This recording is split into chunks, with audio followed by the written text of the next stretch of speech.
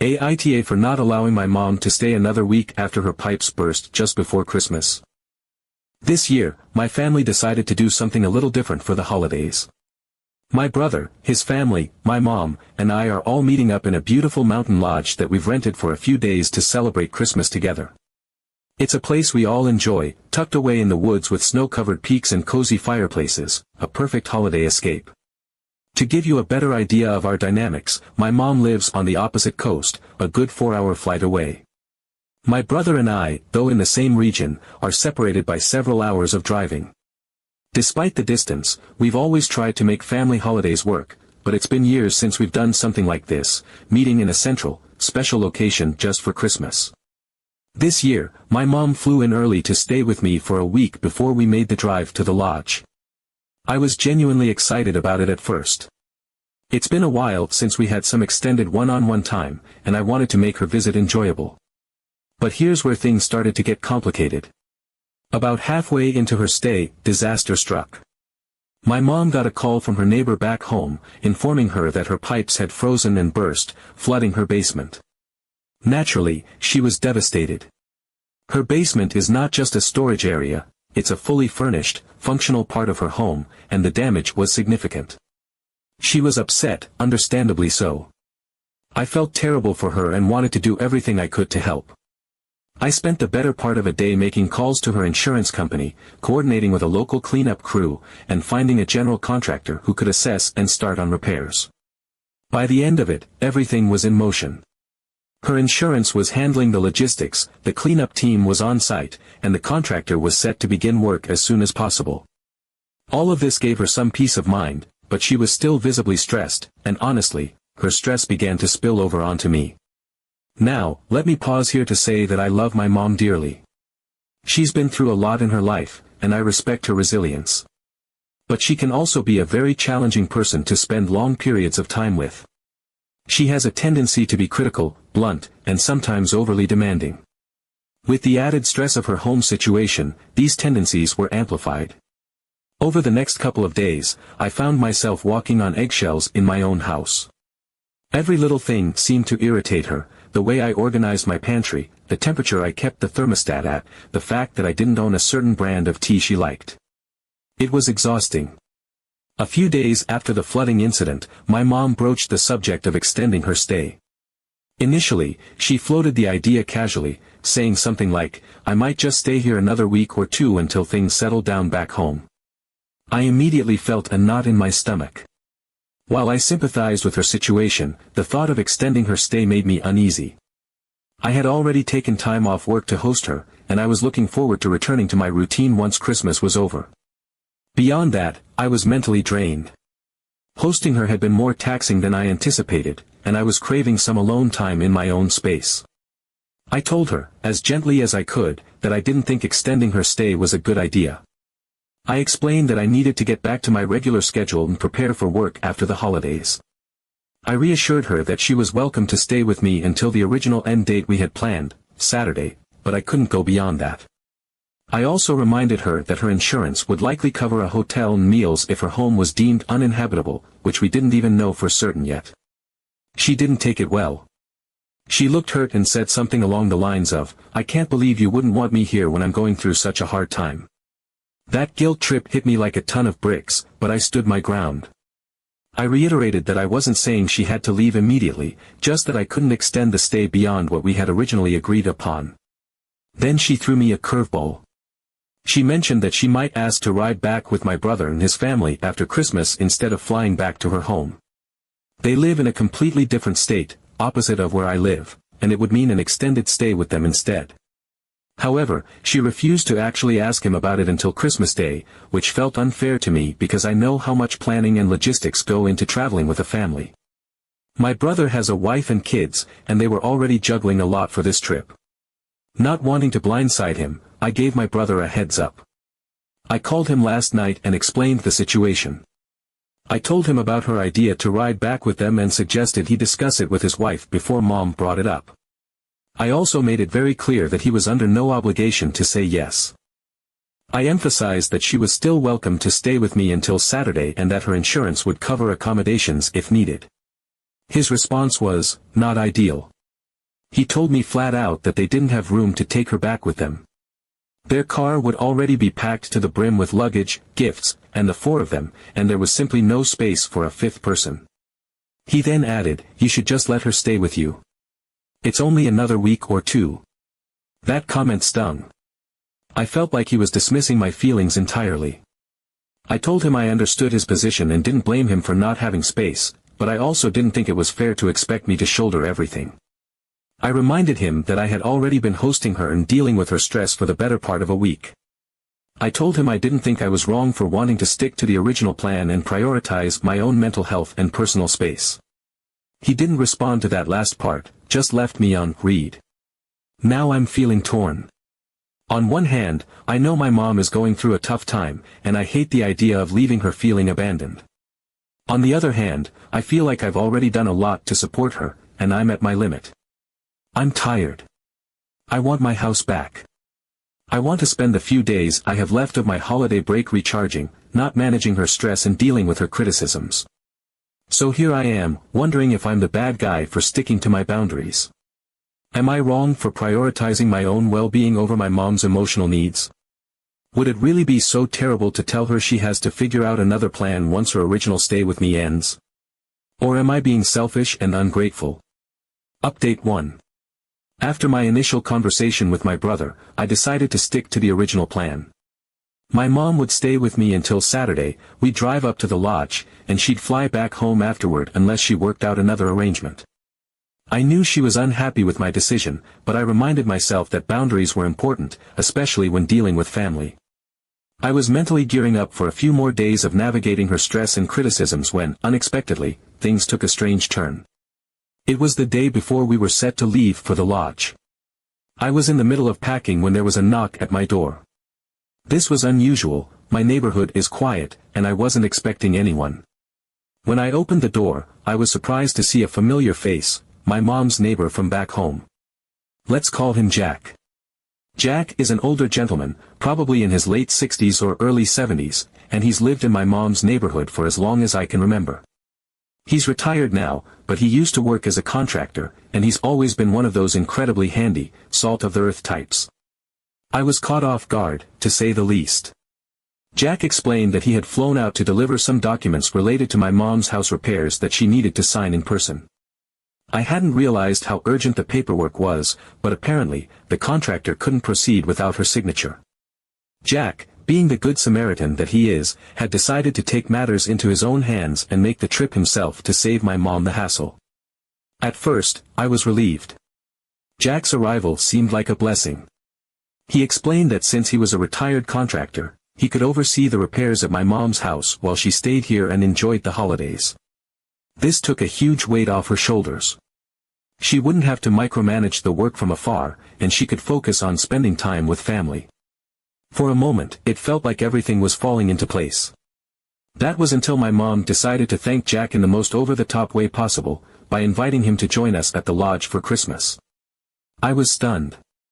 I mean, Jack is a nice guy, and I appreciate everything he's doing for my mom, but this was supposed to be a family trip. The idea of adding a near stranger to our intimate holiday gathering felt weird. I didn't say anything at first because I didn't want to make a scene in front of Jack. My mom, on the other hand, was absolutely delighted with her idea. She started gushing about how he deserved to enjoy the holidays after going out of his way to help her. She didn't consult me or my brother, she just assumed we'd all be fine with it. I spent the rest of the day trying to come to terms with the new dynamic. Jack booked himself a room at the same lodge, but I knew that wouldn't really solve the awkwardness.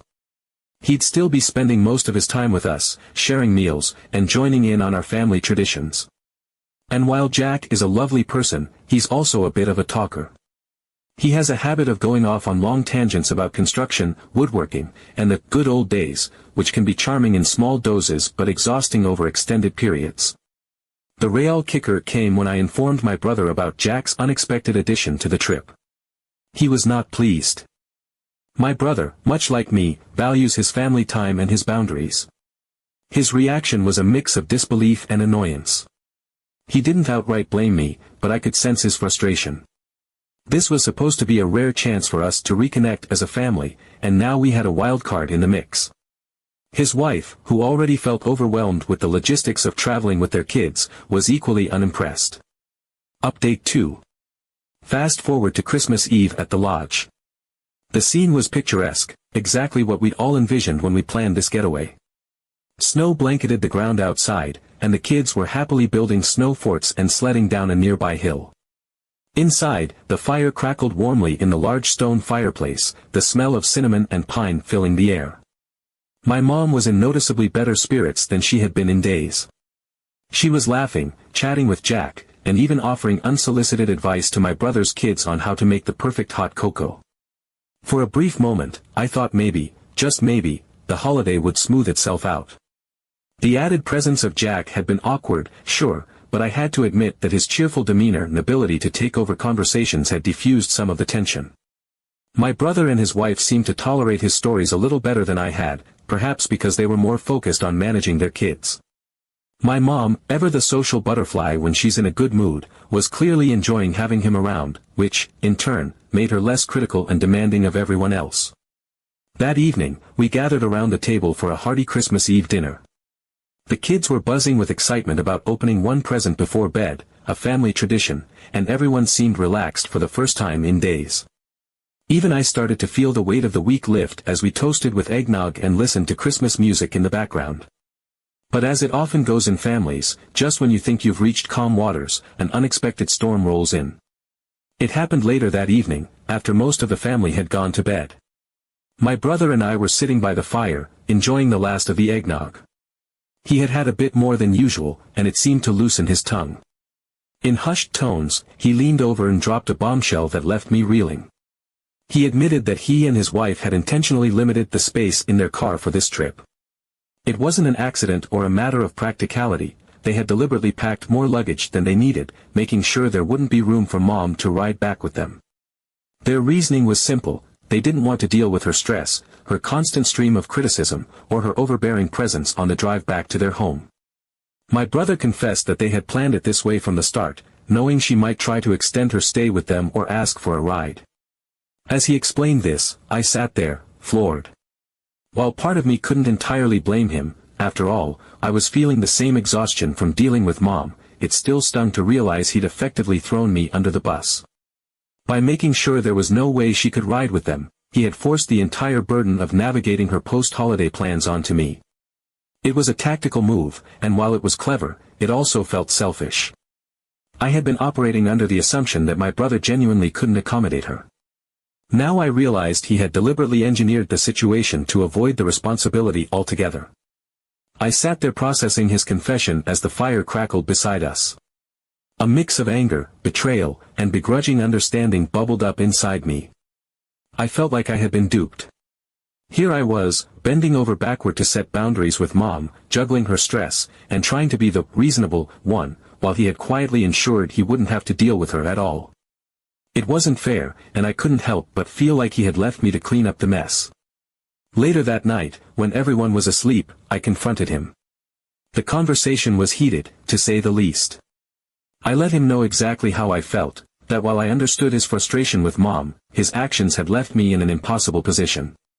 He argued that it wasn't his responsibility to fix the situation and that I was the one who had agreed to host her in the first place. He pointed out that he and his wife had their hands full with the kids and their own holiday stresses and that they couldn't take on any more than they already had. It turned into a circular argument, with both of us feeling justified but neither willing to fully back down. By the end of it, we were both emotionally spent. We agreed on one thing: after Christmas, we needed to have a serious family conversation with Mom about boundaries, expectations, and her living situation while her house was being repaired.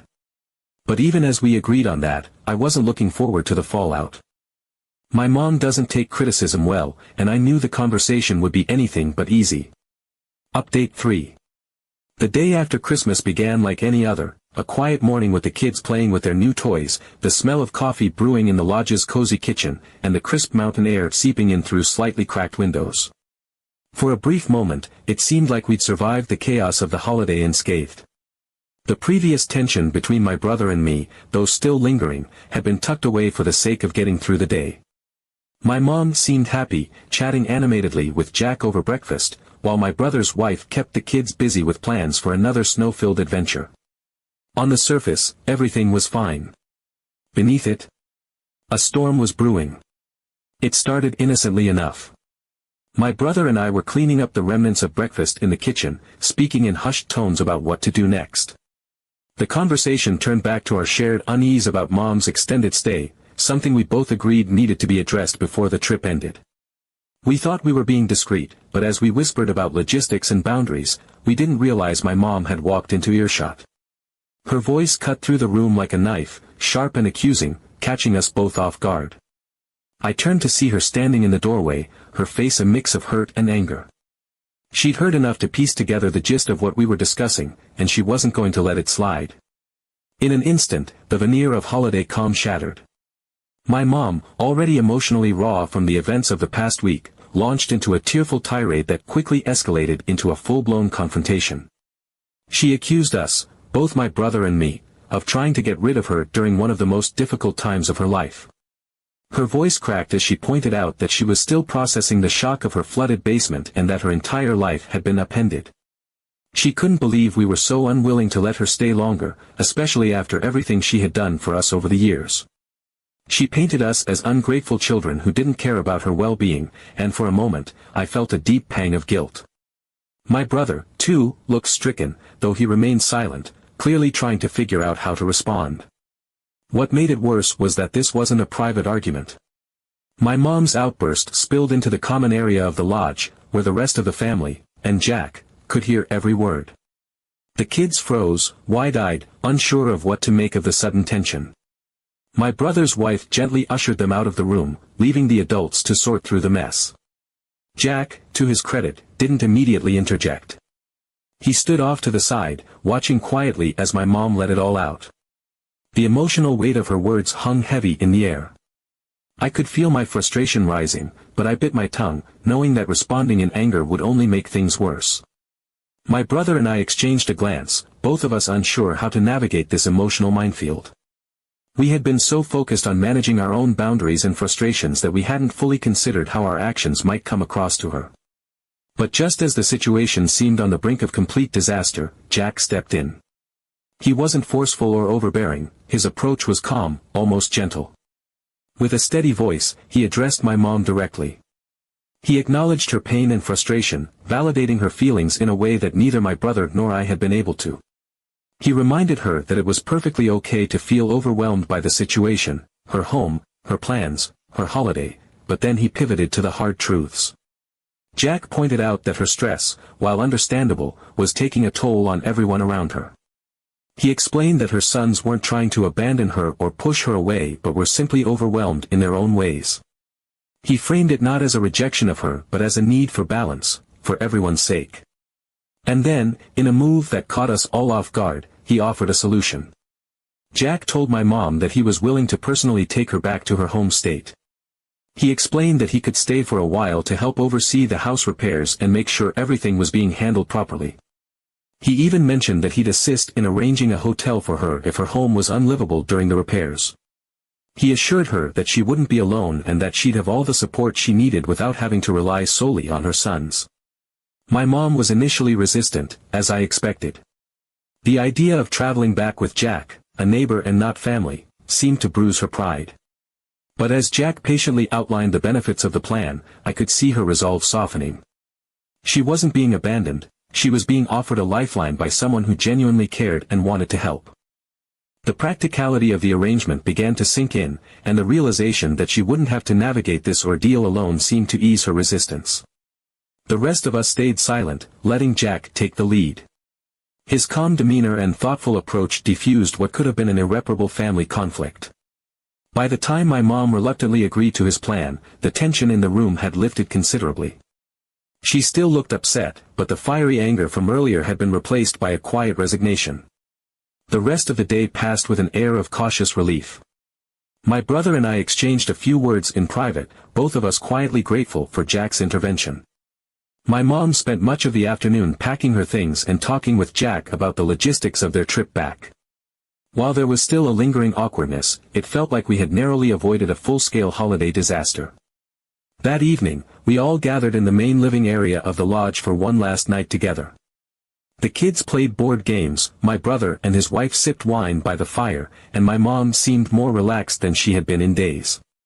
Even Jack, who had been the unexpected hero of this story, seemed to enjoy the moment, laughing with the kids and recounting lighter, less stressful stories from his days as a contractor. As I sat there watching the scene unfold, I felt a mix of exhaustion and gratitude. The holiday had been far from perfect, and the stress of it all would probably linger for a while.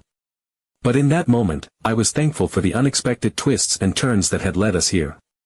Jack's willingness to step in and shoulder some of the burden had been a gift none of us had anticipated, and it reminded me that even in the messiest of family dynamics, there's room for grace and understanding. By the time we all said goodnight, the tension that had defined much of the trip seemed to have dissipated. My mom would leave with Jack the next morning, and while I knew there would still be challenges ahead, I felt hopeful that we'd all come out of this stronger.